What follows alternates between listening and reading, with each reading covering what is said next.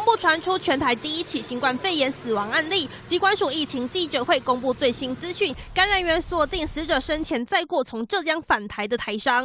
1月22号，他返回台湾，然后就搭了我们这位案19他的一个车子，那其实他那天就咳得很厉害，虽然他有戴口罩。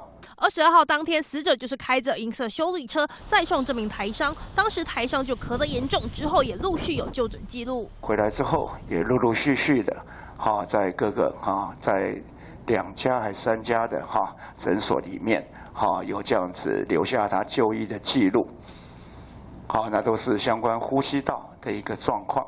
但根据疾管署表示，这名来自浙江的台商返台后，16号采验竟是呈现阴性的情况。从1月22号到今天2月17号，这时间已经非常长了，纵使有感染过，相对的可能这个病毒都已经排除了。我们要去抽血。